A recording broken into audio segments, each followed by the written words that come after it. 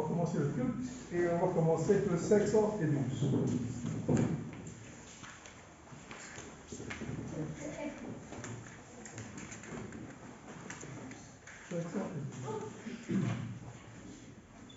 À qu'il est doux, à qu'il est beau de voir venir ensemble l'Église unie à ce troupeau dans l'amour qui l'assemble. Toute sa force et la douceur qui s'insère et profonde en chaque frère et chaque sœur est un exemple au monde. Dans l'allégresse ou dans le deuil, son Église est fidèle, car l'amour pour elle est le seuil de la vie éternelle. Plus précieux qu'un coffre d'or est l'amour qui les lie. C'est une fortune, un trésor dont leur âme est emplie. On va chanter le vers avant la lecture.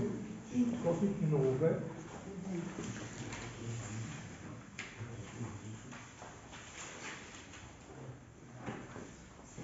Pour chanter les louanges du Seigneur Tout-Puissant, j'unis au cœur des anges la voix d'un jeune enfant. Pourrais-je encore me taire, négligeant mon Sauveur, quand tout sur cette terre célèbre son cœur?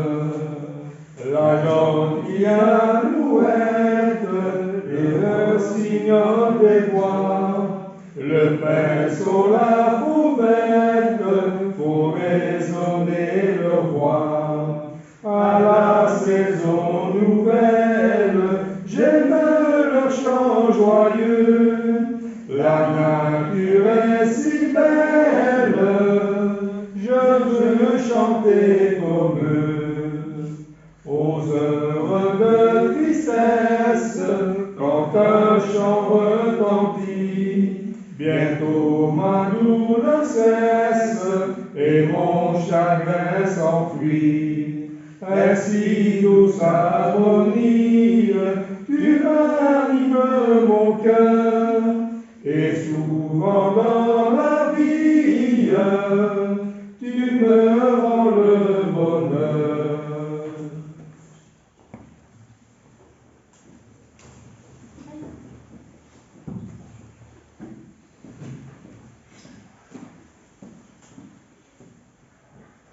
Pour la lecture de ce matin, je vous invite dans l'évangile de Matthieu au chapitre 8. Matthieu, chapitre 8, à partir du verset 1er, dans les 17 premiers versets. Donc, Matthieu 8, on va lire les 17 premiers versets.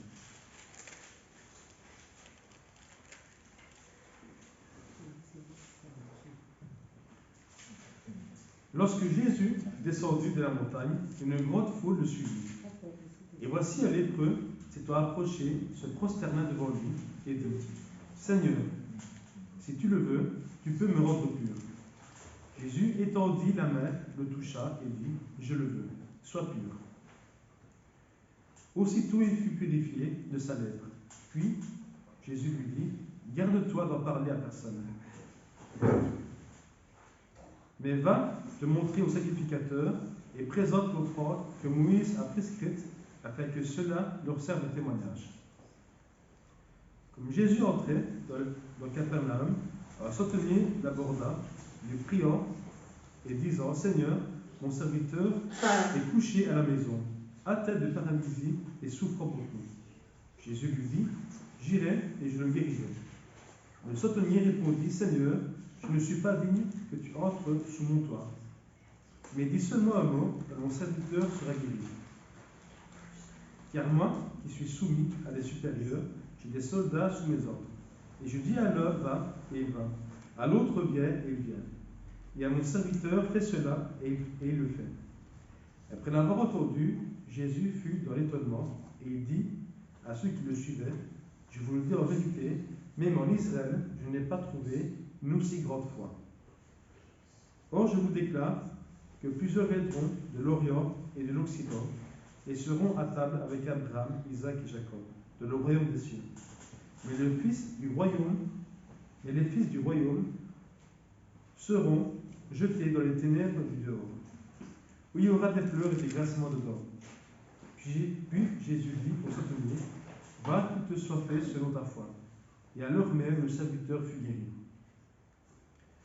Jésus se rendit ensuite à la maison de Pierre, dont il vit la belle-mère couchée, et ayant la fièvre. Il toucha sa main, et la fièvre la quitta.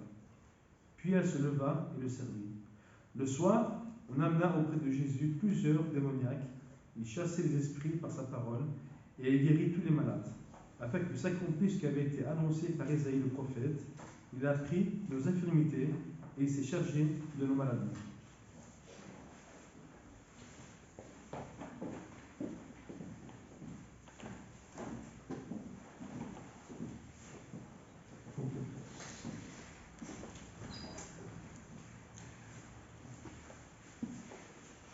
On va faire le 528.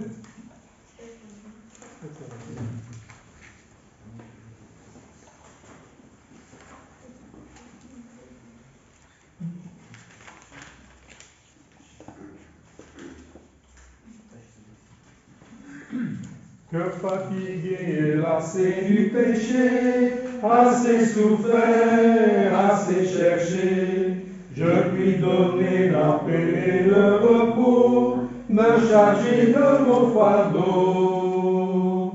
Venez à lui, venez à lui, venez à Jésus, venez à Jésus aujourd'hui. Vous tous pécheurs condamnés par la loi, venez à moi, venez à moi. Vous recevrez en vos cœurs dès ce jour le pardon du Dieu d'amour. Venez à lui, venez à lui,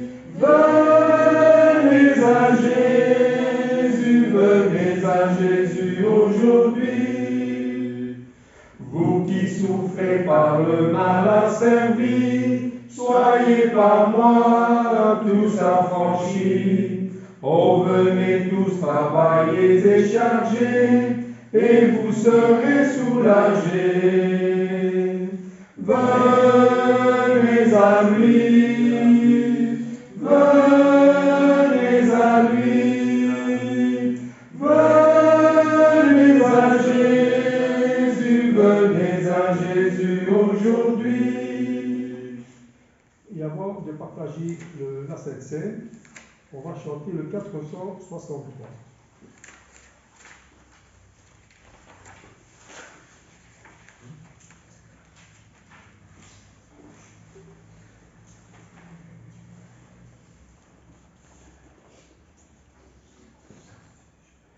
Prends-nous le pain de vie que ta bonté, Seigneur, nous rassasie de vérité. Amour qui nous fait vivre, révèle-toi. Parle dans le saint livre à notre foi. Ô toi dont la clémence créa du Père, ô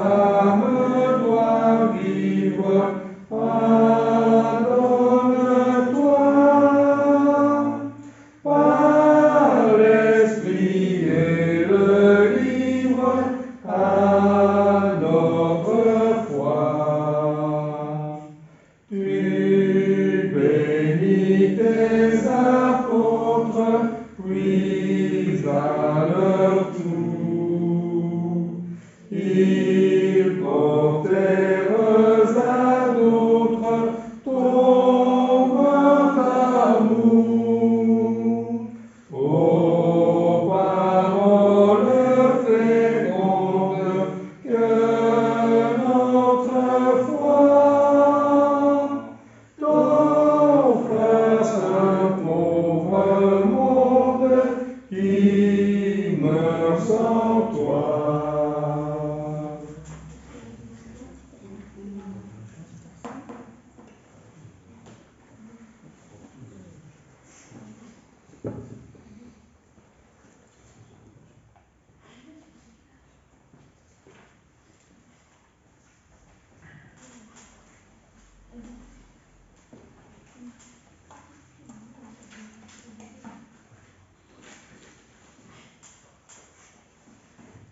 Si vous voulez bien, je vous invite à prendre Luc, chapitre 24,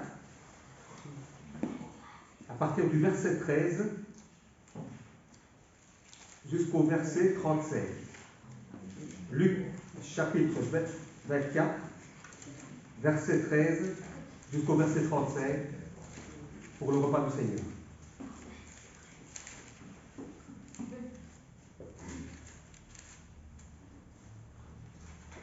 Et voici, ce même jour, 2 disciples allaient à un village nommé Emmaüs, éloigné de Jérusalem de 60 stades.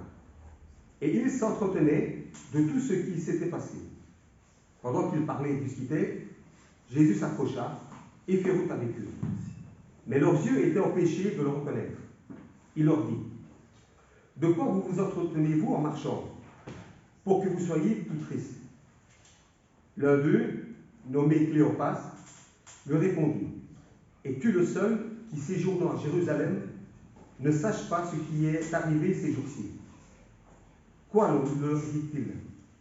Et ils lui répondirent ce qui est arrivé au sujet de Jésus de Nazareth, qui était un prophète puissant en œuvre et en parole, devant Dieu et devant tout le peuple. Et comment les principaux sacrificateurs et nos magistrats l'ont livré pour le faire condamner à mort et l'ont crucifié. Nous espérions que ce serait lui qui délivrerait Israël. Mais avec tout cela, voici le 3e jour que ces choses se sont passées.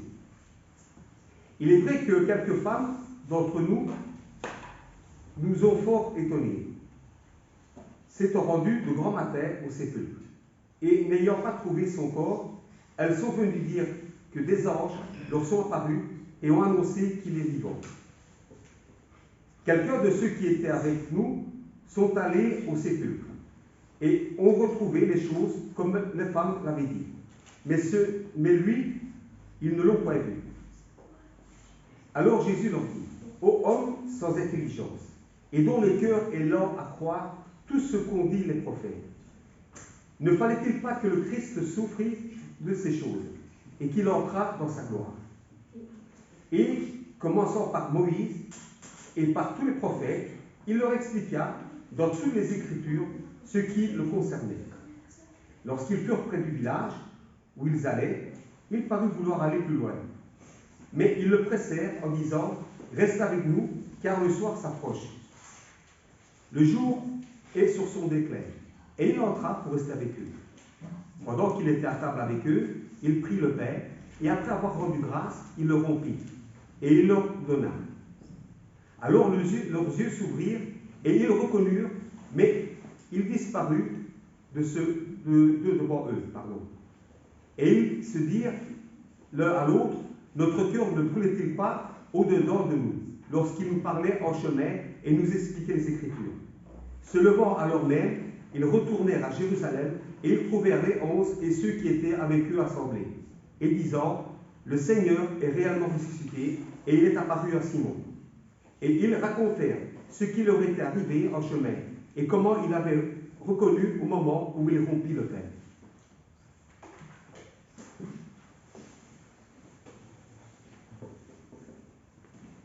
Notre Père Tout-Puissant, notre Père bien-aimé, nous te remercions, notre Père, afin que nous soyons ici aujourd'hui comme tous les premiers jours de la semaine, et de partager le repas qui correspond au sacrifice de ton Fils Jésus-Christ. Nous te remercions, notre Père, car ton Fils s'est donné pour nous. Il s'est donné, il s'est sacrifié, notre Père. Il a pris notre place sur la croix.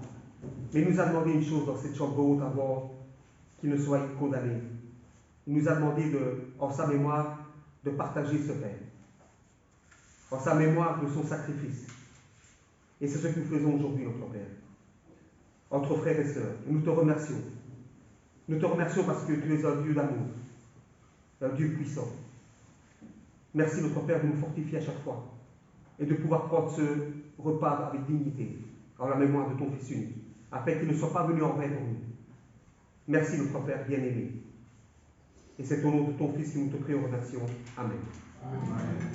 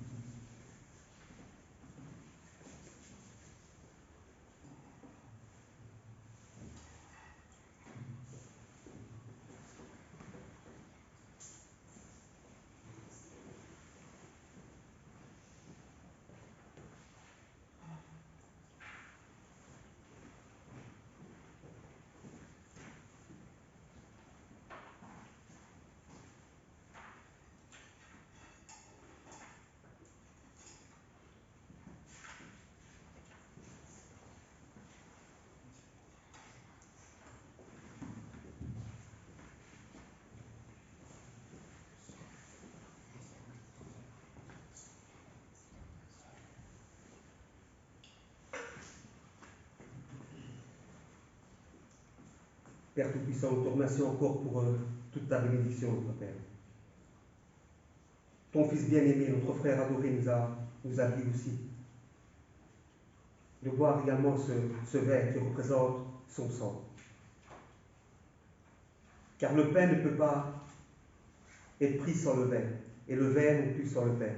C'est pourquoi, notre Père, nous sommes ici pour nous rappeler également ce sang qui a coulé sur la croix. Ce sang qui a coulé, notre Père, afin de pouvoir laver tous nos péchés. Certes, c'est vrai, notre Père, nous avons des fois tendance à être faibles et à pécher, malgré tout. Mais nous te demandons, notre Père, de nous reprendre à chaque fois. Comme un papa reprend son enfant. Et nous remettre toujours dans ce droit chemin. Ce chemin est toi, notre Père, qui mène à la vie éternelle et qui nous mène à toi. Nous te demandons, notre Père, de nous aider à pouvoir continuer à persévérer dans la foi et dans les œuvres. Et à persévérer toujours, notre Père, afin que ton Fils ne soit pas venu en vain, mais qu'il est venu pour notre âme. Car il est le berger de notre âme, notre Père. Nous te remercions encore pour tout l'amour que tu nous donnes, pour toute ta patience et pour toute ta grâce. Au nom de ton Fils unique, et c'est en son nom que nous te remercions. Amen. Amen.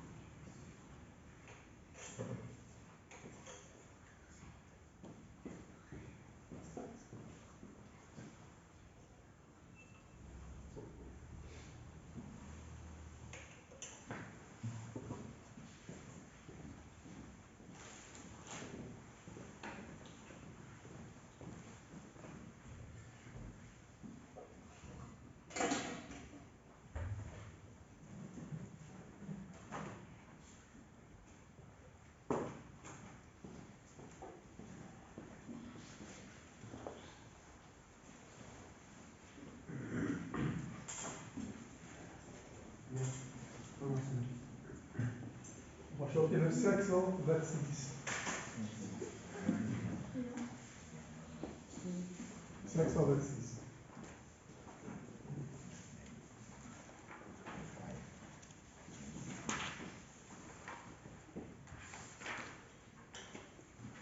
Veux-tu briser du péché le pouvoir? La force est en Christ, la force est en Christ. Si dans ton cœur tu veux le recevoir, la force est dans le sang de Christ. Je suis fort, fort, oui, plus que vainqueur par le sang de Jésus. Je suis fort, fort, oui, plus que vainqueur par le sang de Jésus, mon sauveur.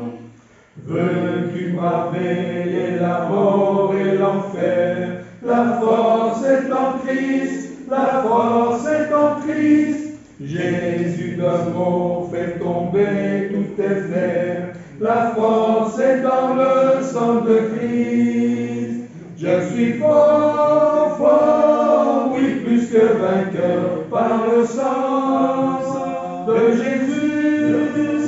Je suis fort, fort, oui, plus que vainqueur par le sang de Jésus, mon sauveur. Veux-tu marcher toujours pur, triomphant? La force est en Christ, la force est en Christ. Pour te garder, Jésus est tout puissant. La force est dans le sang de Christ. Je suis fort, fort, oui, plus que vainqueur par le sang de Jésus. Je suis fort, fort, oui, plus que vainqueur par le sang de Jésus, mon sauveur. Veux-tu du ciel t'approcher chaque jour? La force est en Christ, la force est en Christ. Avec Jésus demeurer pour toujours. La force est dans le sang de Christ. Je suis fort, fort, oui, plus que vainqueur par le sang de Jésus.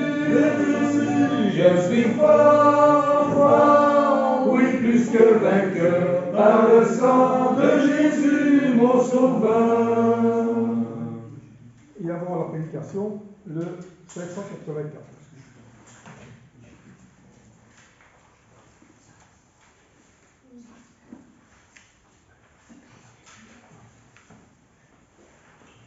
Nous ne sommes plus esclaves, gloire à Jésus. Il a brisé nos entraves, gloire à Jésus. Saisissez la délivrance et venez tous vous perdus. Chantez plein de confiance, gloire à Jésus. Nul ne peut briser sa chaîne sans le Sauveur, sans la grâce souveraine du Rédempteur. Celui donne la victoire, il délivre le pécheur. En Christ il suffit de croire, croire au Sauveur. Pour tous c'est la délivrance, gloire à Jésus. Il n'est point de différence, gloire à Jésus. Malgré toute vos défaites, vous que le mal a vaincu, venez tous tels que vous êtes, gloire à Jésus.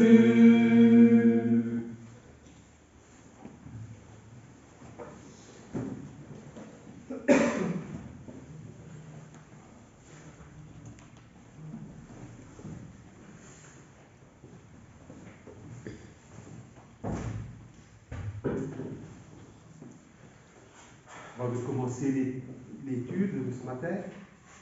Est-ce qu'il y a des annonces? Comme je vous ai dit tout à l'heure, il y a Hélène qui vous remet le bonjour à tous. Hélène? Oui. Donc elle demande qu'on puisse prier pour elle. Et elle prie également pour nous, pour chacun de nous. Et voilà, c'est fort courageux de sa part pour ce qu'elle fait. Elle m'a dit qu'elle a des problèmes d'ouïe actuellement, elle n'entend pas fort bien, donc elle va avoir prendre un autre appareil plus puissant. Mais en tout cas, elle remet le bonjour à toute l'Assemblée. On peut vous souhaiter un bon anniversaire à Giovanni. Cette semaine, il vit 2 ans. Ouais. Ah, ben, je dis c'est les anniversaires, par avance. Vous avez passé. Bon anniversaire. Merci. Pas savoir ton âge, mais quel jour? 39, le 20 avril c'était. Ah, voilà. 93, il S'il vous plaît? je dis 93. Il est né en 93? Non, je dis qu'il a 93. Non, 39. Ah oui, d'accord, ok, ça va. Ben voilà. Cette semaine, j'ai un petit peu réfléchi pour l'étude que je pouvais faire aujourd'hui. Et il y a un mot qui est fondamental dans la parole, dans la Bible. Dans toute la Bible, il y a un mot qui est vraiment très très important. Et si on ne pratique pas ce mot-là, je crois que ça ne sert à rien de prendre la Bible, de lire, de regarder. On perdrait notre temps. Autant lire des bandes dessinées ou autre chose. Et ce mot s'appelle la foi. La foi. Qu'est-ce que la foi? Je suis allé un petit peu voir dans le dictionnaire Larousse pour voir un petit peu la définition du mot la foi. Et ici, en quelques mots, il dit c'est une confiance absolue que l'on met en quelqu'un ou en quelque chose. Une confiance absolue. Mais je me suis dit, je vais quand même, malgré tout, aller voir dans la Bible ce que veut dire aussi le mot foi. Et je suis allé voir donc dans Hébreux, chapitre 11. Hébreux chapitre 11, verset 1. Et donc je vais vous lire. Et ici c'est notre frère Paul, c'est la personne qui a écrit donc l'Hébreu qui nous explique un petit peu ce que veut dire la foi.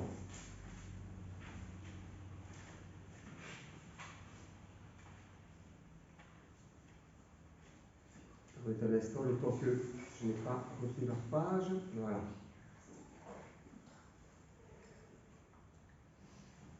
Or, la foi est une ferme assurance des choses qu'on espère, une démonstration de celles qu'on ne voit pas.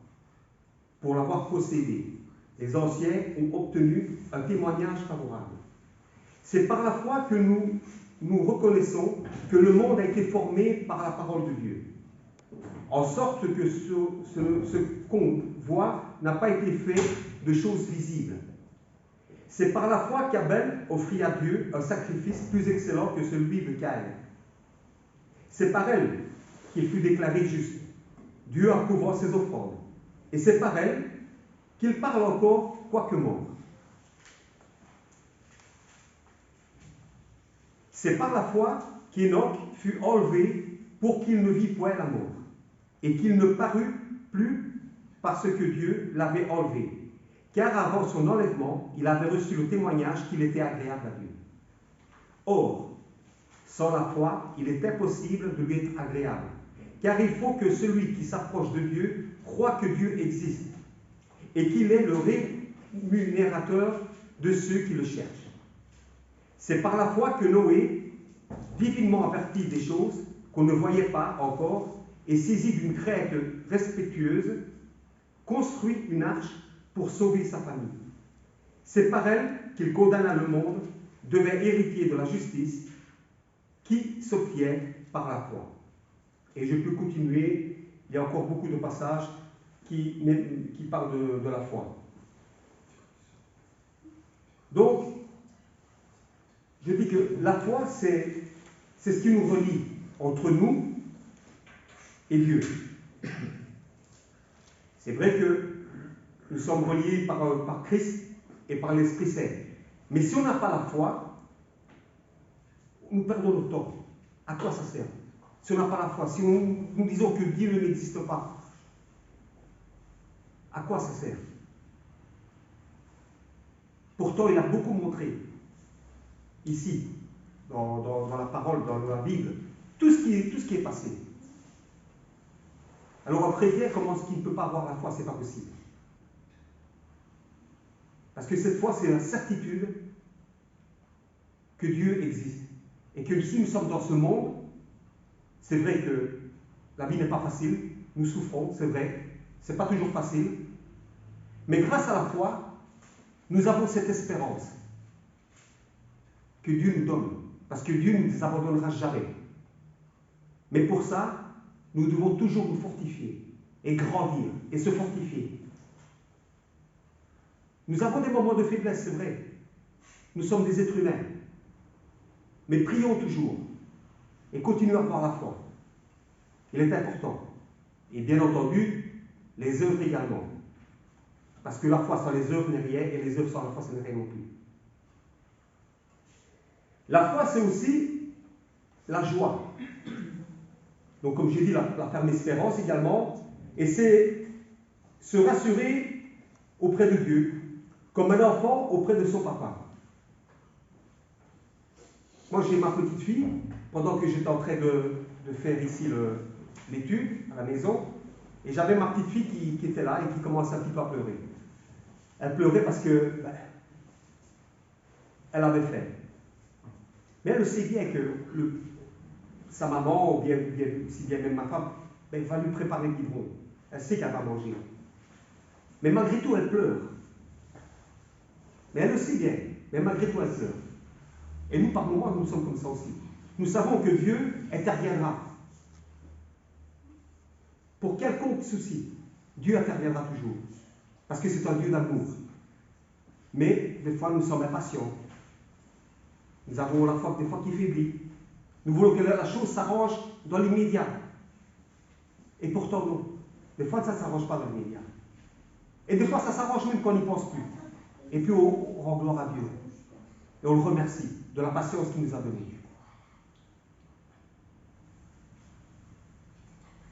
En psaume 23, il y a encore un petit passage aussi qui parle un peu de la foi. Il y a plusieurs passages, mais j'ai juste pris un petit passage.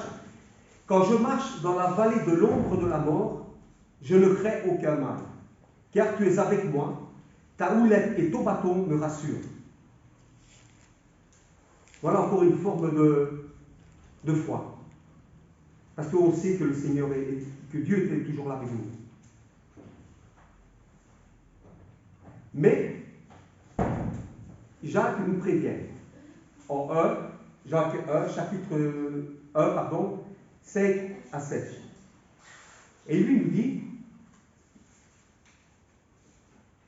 quand nous demandons, quand nous prions à Dieu, quand nous avons la requête, pour qu'il puisse nous aider, nous ne devons pas douter une seule seconde. Nous ne devons pas douter. Parce qu'en doutant, Dieu risquerait de ne pas intervenir. C'est pour ça que même des fois, c'est vrai, il faut le reconnaître, on est angoissé, on a des soucis, des fois on a peur de l'épreuve, parce aussi qu'une épreuve va arriver, et des fois, on le sait. Donc, on a peur. Et on prie pour que Dieu intervienne pour l'épreuve. Mais des fois, il y a l'angoisse qui reprend le dessus. Et malheureusement, ce n'est pas vraiment le doute, mais on a peur.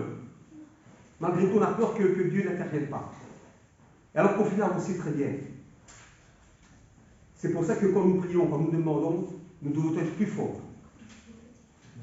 Plus forts. Éloigner les angoisses, éloigner les peurs. Et être sûr que Dieu interviendra. Et c'est ce qu'il veut. C'est ce que Jacques nous demande. Quand vous priez, ne doutez pas. Surtout pas douter.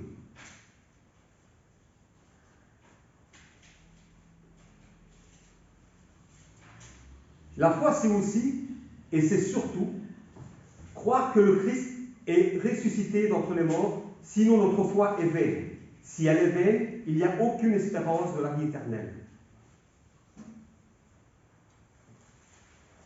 Il y a des personnes qui croient, oui, c'est vrai, Dieu existe.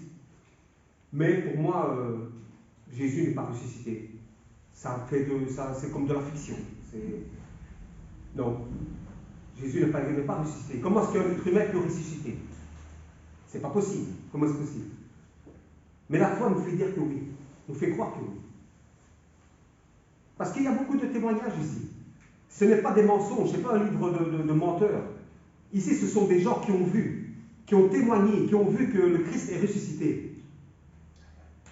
Nous ne l'avons pas vu, mais nous le savons. Parce que la Bible n'est pas un mensonge. La parole n'est pas un mensonge. C'est Dieu qui parle. Il faut faire attention, ce n'est pas n'importe qui. Par son Fils Jésus-Christ. Et nous ne faisons pas le Seigneur menteur. Le Seigneur Jésus est ressuscité. Et ça, on ne doit pas s'en empêcher de faire. Il ne faut pas l'oublier. Et la foi nous fait croire. Thomas ne croyait pas quand Jésus est ressuscité. On dit souvent, moi je suis comme cet Thomas, il faut le voir pour le croire. Beaucoup de gens disent ça. Mais quand le Seigneur lui est apparu, tu lui as dit, mets ta main ici. Il est resté stupéfait. Et alors que tout le monde lui disait, les frères, les apôtres lui disaient que le Seigneur est venu ressusciter, mais Thomas ne pouvait pas le croire. Et pourtant il l'a fait. Et Jésus lui a dit, aujourd'hui tu as vu, tu as cru. Mais il y aura des gens qui croiront, je dis plus ou moins comme il est écrit, hein. Heureux ceux qui croiront, mais qui n'auront pas vu. Et c'est nous aujourd'hui. Comme nous devons aussi avoir la foi que le Seigneur reviendra. Oui, on a l'impression que c'est... oui, ben, il va revenir. Ça fait comme 2000 ans qu'il va revenir, mais il n'est toujours pas revenu. Mais nous, on sait très bien qu'un jour, c'est comme 1000 ans, et 1000 ans, c'est comme un jour. Et nous sommes petits dans le temps. Notre vie est courte dans le temps. Mais on ne doit pas oublier que le Seigneur reviendra. Il reviendra. Et il a dit. Et ce ne sont pas des paroles en l'air. Il est encore écrit ici. Donc nous ne devons pas nous endormir sur ça. On doit veiller. Et avoir toujours la foi pour une fois.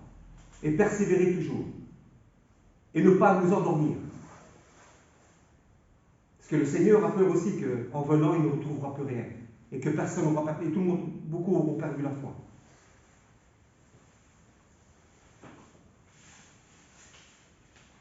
Ou sinon, comme il a dit l'apôtre Paul, si on n'y croit pas, mangeons et buvons et demain nous mourrons. C'est pour ça que nous devons toujours continuer. Peu importe, oui on a des problèmes, oui on a des soucis, oui la vie n'est pas facile, c'est vrai. C'est vrai, des fois il y a des gens qui disent, oui mais toi tu es croyant, tu crois en Dieu et tu n'as pas de problème. Mais ce sont les épreuves de la vie. Il y a des frères, des chrétiens qui ont moins de problèmes que d'autres. Et alors quoi? On doit être jaloux? On doit en vouloir à Dieu? Pourquoi lui ça va? Pourquoi moi ça ne va pas? Non. On a chacun nos épreuves. Nous vivons chacun dans ce monde, avec chacun sa croix. On a chacun nos épreuves. On a chacun nos problèmes. Et encore bien qu'on a Dieu. Parce que s'il n'aurait pas Dieu, où serait où? On ferait n'importe quoi. Et lui, il est là. Prends courage. Il y a des épreuves, c'est vrai. C'est pas moi qui te donne des épreuves, c'est les épreuves de la vie.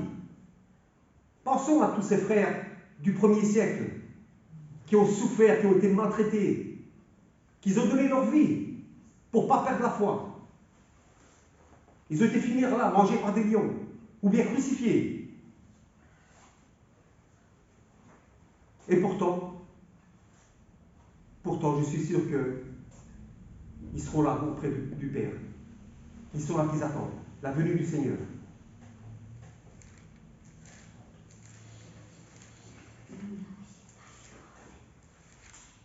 Il y a encore des exemples ici. Par exemple, je vais vous relire Matthieu 17, chapitre 20.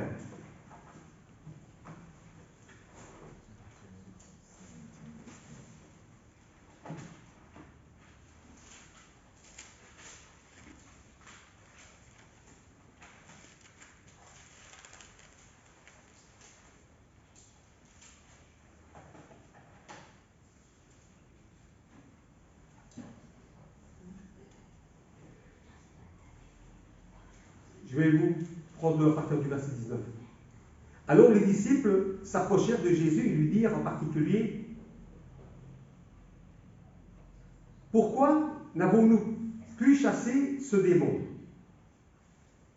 Et Jésus leur répondit, pardon, je me suis trompé, je suis désolé, c'est le Matthieu chapitre 8, verset 13, pardon. Désolé. Ce cassetier, c'est bon aussi. Hein. Oui, oui, c'est... 19 Ben, si vous voulez lire, je vais lire du 13 au 21, comme ça va reprendre les deux. Les disciples comprirent alors qu'il leur parlait de Jean-Baptiste. Lorsqu'ils furent arrivés près de la foule, un homme vint se jeter à genoux devant Jésus et dit, « Seigneur, aie pitié de mon fils, qui est lunatique et qui souffre cruellement. Il tombe souvent dans le feu et souvent dans l'eau. Je l'ai amené à tes disciples et ils n'ont pas pu le guérir. » Et Jésus leur répond, « Race incrédule et perverse, répondit. Jusqu'à quand serai-je avec vous? Jusqu'à quand vous supporterai-je? Amenez-le-moi ici. » Jésus parla sévèrement au démon, qui sortit de lui, et l'enfant fut guéri à l'heure même. Alors les disciples s'approchèrent de Jésus et lui dirent en particulier, « Pourquoi n'avons-nous pu chasser ce démon? C'est à cause de votre incrédulité, leur dit Jésus. Je vous le dis en vérité, si vous aviez la foi comme un grain de sénévé, vous diriez à cette montagne, transporte-toi d'ici là, et elle se transporterait. Rien ne vous serait impossible. Rien de vous ne serait impossible. Mais cette sorte de démon ne sort que par la prière et par le jeûne.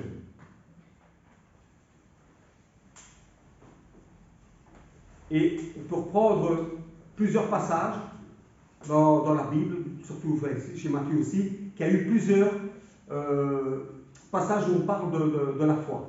Donc, comme il a été dit, c'est le centenier qui a demandé à ce que, comme on a lu tout à l'heure Giovanni, à ce que son serviteur puisse être guéri. Et Jésus lui dit, va selon ta foi. Il y a eu aussi un passage avec Pierre, qui lui connaissait bien le Seigneur, qui lui a vu ce que le Seigneur faisait, les miracles qu'il faisait. Il a vu Pierre. Il savait qui était le Seigneur. Il le côtoyait tous les jours. Et dans Matthieu, chapitre 14, verset 29,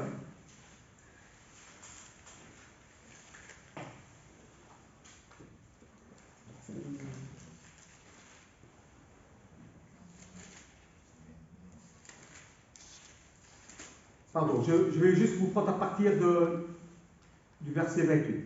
Pierre lui répondit, « Seigneur, si c'est toi, ordonne que j'aille vers toi sur les eaux. » C'est quand le Seigneur marchait sur les eaux, quand il est venu rejoindre les apôtres qui étaient sur la barque. Et Jésus lui dit, « Viens. » Pierre sortit de la barque et marcha sur les eaux pour aller vers Jésus. Mais voyant que le vent était fort, il eut peur. Et comme il commençait à s'enfoncer, il s'écria, « Seigneur, sauve-moi » Aussitôt Jésus étendit la main, le saisit et lui dit, « Homme de peu de foi, pourquoi as-tu douté ?» Et ils montèrent dans la barque et le vent cessa. Et là aussi, ça nous fait un petit peu penser à nous aussi. Des moments où on pense que ça va et puis du coup on s'affaiblit. Et comme je vous ai dit tout à l'heure, c'est encore une fois cette peur, cette crainte qui fait que on a peur, comme Pierre l'a fait sur les eaux. Et ceci veut nous dire que le Seigneur Jésus est là, parce qu'il est notre médiateur. On prie toujours Dieu, c'est normal. Mais quand nous prions Dieu, nous ne devons pas oublier que c'est de la part du Seigneur Jésus-Christ, comme il nous l'a demandé lui-même. Tout ce que vous demanderez à mon Père, demandez-le à moi. Et c'est ce que nous devons faire toujours. Ne pas oublier que le Seigneur Jésus est toujours près de nous aussi. Et l'Esprit Saint, évidemment. Mais nous ne devons pas oublier que c'est vrai qu'il faut la foi, mais il faut les œuvres également. Et c'est important parce que comme je vous ai dit tout à l'heure, sans la foi, sans les œuvres, la foi n'existe pas, et la foi sans les œuvres, ça ne compte pas non plus. Si quelqu'un est dans le besoin, un frère est dans le besoin, et nous dit, bon, on a la foi. Il a besoin, il a faim, il a besoin de sous, il a besoin de quelque chose. Et on a la foi. Bah, ne t'inquiète pas, on va prier le Seigneur, et le Seigneur t'aidera. C'est pas bon.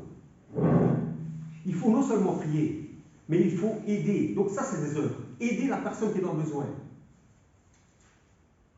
Nous devons l'aider. Et ne pas dire non, t'inquiète pas, on va prier pour toi. Oui, c'est vrai que nous ne pouvons pas intervenir dans ce qui est de la médecine et tout ce qui est... D'accord. Et là, nous prions toujours le Seigneur pour qu'il nous aide. Mais quand un frère ou une sœur est dans le besoin, nous devons intervenir. Et pas dire, vas-y, tracasse pas. On priera pour toi et ça, ne t'inquiète pas. Non. Si la sœur a besoin ou le frère a besoin, nous devons, entre frères, l'aider. Et ça on appelle ça les œuvres. Il y a la foi et les œuvres.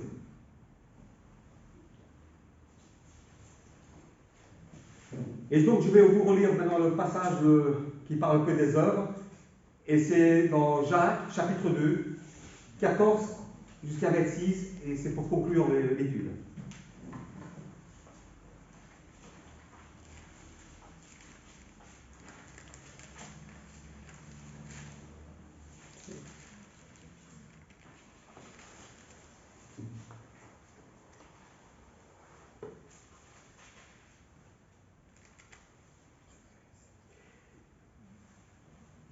Mes frères, que sert-il à quelqu'un de dire qu'il a la foi, s'il n'a pas les œuvres? La foi peut-elle le sauver?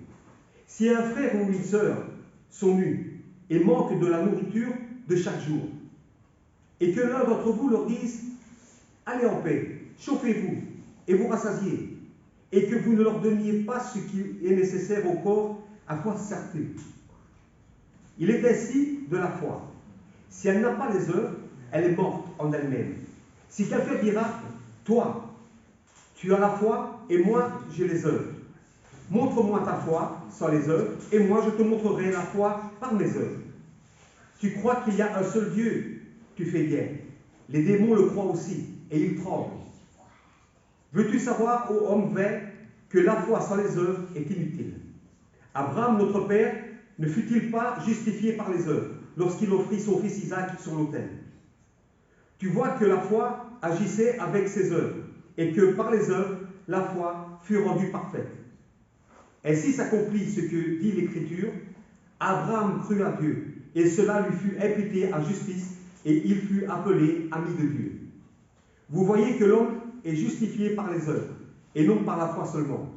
Rahab, la prostituée, ne fut-elle pas également justifiée par les œuvres, lorsqu'elle reçut les messagers et qu'elle les fit partir par un autre chemin?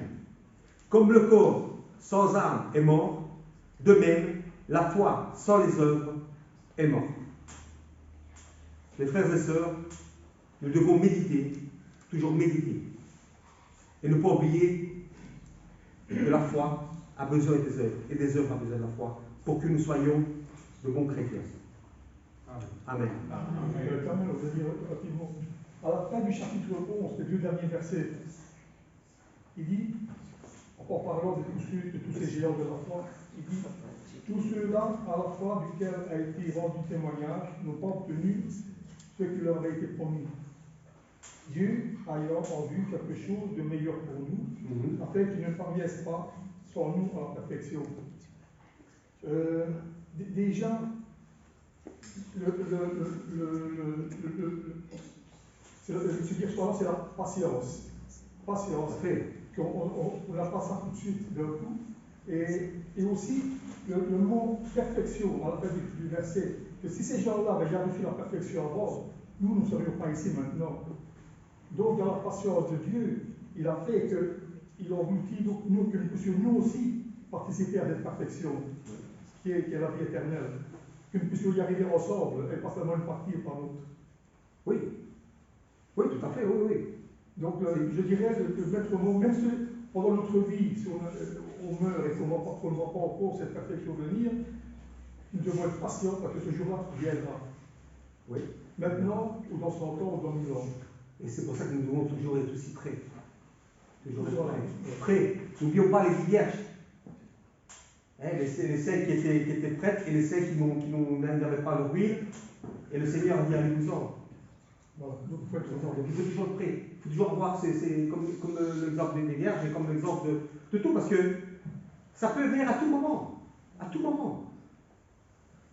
Le Seigneur le dit. Il arrivera. C'est vrai qu'il y a maintenant il y a des événements annonciateurs. Il faut le reconnaître. La Bible est de plus en plus compliquée. Il commence à y avoir de plus en plus d'histoires de guerre et de tout ce qu'on entend. C'est toujours plus en plus. Mais on ne saura jamais quand. Même pas Jésus le sait. Quand il va venir. C'est le Père qui décide. Quand il viendra. Mais il faut faire attention parce que ce sera comme un clin d'œil. Il passera de l'est à l'ouest qu'on ne s'y attend pas. Même autre chose aussi. Il ne faut pas oublier que si demain nous mourrons, c'est fini, c'est trop tard. Si le Seigneur vient la semaine prochaine et que demain nous mourrons, c'est trop tard. Donc nous devons toujours continuer à persévérer. Peu importe les situations. Peu importe les situations. Et toujours nous fortifier. Être fort. Et prier chacun pour tout le monde.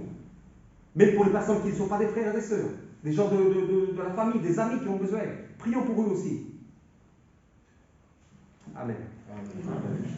Amen.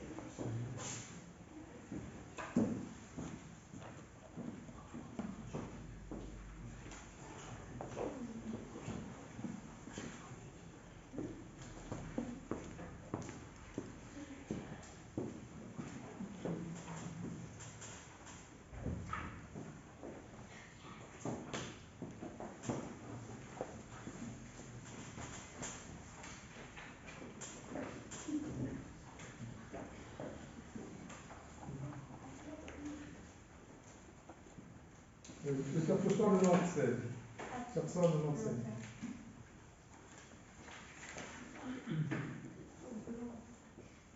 Je ne sais pas le jour où je verrai mon roi, mais je sais qu'il me veut dans sa sainte demeure. La lumière vaincra les ombres à cette heure. Ce sera la gloire pour moi. Ce sera la gloire pour moi. Ce sera la gloire pour moi. La lumière vaincra les ombres à cette heure.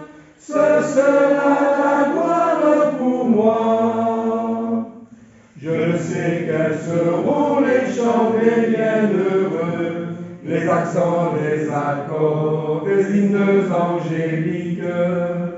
Mais je sais que joignant ma voix au saint cantique, bientôt j'adorerai comme eux. Bientôt j'adorerai comme eux. Bientôt j'adorerai comme eux.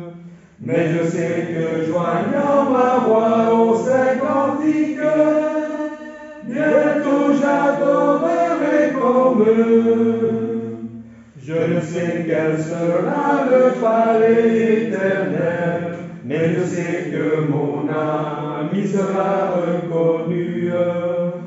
Un regard de Jésus sera ma bienvenue. Pour moi s'ouvre le ciel. Pour moi s'ouvre le ciel. Pour moi s'ouvre le ciel. Un regard de Jésus sera ma bienvenue. Pour moi s'ouvre le ciel. ciel. Et avant la prière, le 414.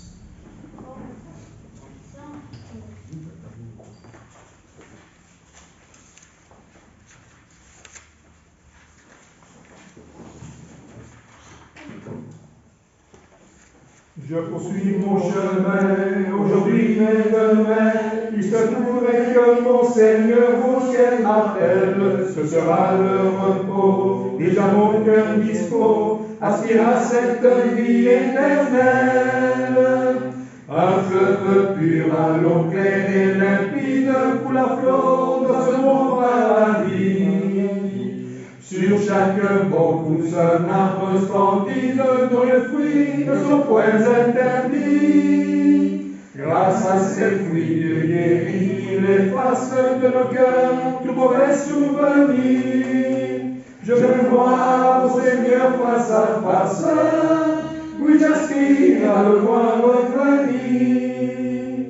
Je regarde les fleurs dans leur vive couleur, je vois parfois le reflet de cette patrie où nous sera rendu le beau jardin perdu, qui n'y pousse aucun fleur flétrie.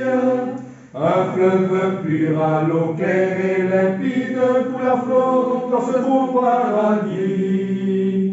Sur chaque bord pousse un arbre splendide dont les fruits ne sont point interdits.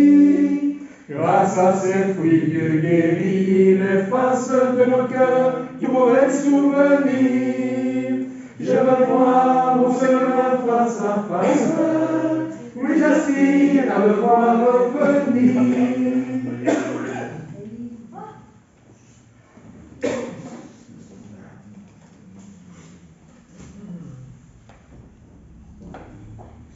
Père éternel céleste, nous voulons, Seigneur Tout-Puissant, te remercier pour ces quelques moments que nous avons passés ensemble. Et nous te prions, Père, et te remercions pour toute occasion, Seigneur, pour une fois où nous nous sommes réunis ce matin, Père, pour te rendre ce culte, Père, pour toi, Père. Nous te prions, Père, qui t'a été agréable, Père. Nous voulons encore toutes choses te remercier pour tous les bienfaits que tu nous accordes chaque jour. Pardonne-nous, Père, si des fois nous ne les voyons pas toujours. Pardonne-nous, Père, si des fois, comme tu nous remplis de bénédictions, Seigneur, nous ne les voyons pas. Et parfois, Père, nous ne te demandons même pas, nous ne te rendons même pas grâce, Seigneur. Pardonne-nous, Père, des fois notre méchanceté encore aujourd'hui, notre rébellion, notre moquerie, Père. Nous prions aussi, Père, afin que nous puissions être agréables et fidèles en toutes choses. Veille sur chacun d'entre nous, que nous puissions toujours faire ta volonté, Père. Et pardonne-nous si des fois notre volonté n'est pas toujours compatible à la tienne.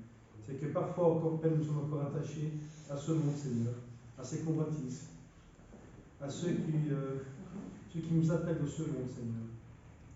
Nous te prions, Père, afin que nous puissions, par ta volonté, Père, mettre en pratique ta parole. Encore aujourd'hui, Père, que les mots que nous avons appris aujourd'hui, que nous puissions les mettre en pratique chaque jour que tu fais. Père, aujourd'hui, le sujet est intéressant dans le sens où, très intéressant, c'était la foi, Père, et nous devons nous rappeler, Père, que notre foi, c'est cette foi-là, Père, qui nous guide, qui fait que nous sommes attachés, Père, à ce salut éternel. C'est cette foi, Père, qui permet que nous puissions encore croire aujourd'hui et persévérer, peu importe les épreuves de la vie, Seigneur, peu importe ce qui peut arriver chaque jour que tu fais. Et nous savons que nous voulons avoir cette place auprès de toi et auprès de ton Fils Jésus-Christ. Car ton Fils est mort pour nous, Seigneur, afin que nous puissions avoir part à ce salut éternel. C'est ce qui fait notre joie pour aujourd'hui, même parfois même dans les épreuves. C'est ce qui nous aide à tenir bon, c'est ce qui nous aide, Père, à persévérer, Seigneur. Renforce-nous chaque jour que tu fais.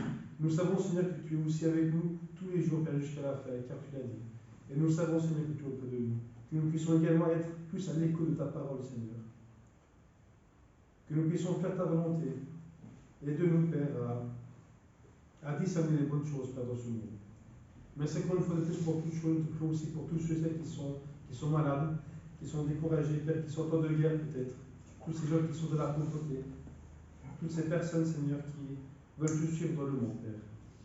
Merci encore pour tout ce que tu nous donnes chaque jour, Père. Nous voulons qu'on mette toutes choses entre tes mains. Merci, Seigneur, que toutes choses, Père, te reviennent à toi et à ton Fils Jésus-Christ. dans tous les siècles, Seigneur. Et dans le nom précieux de ton Fils, nous voulons te prier et te remercier. Amen. Amen.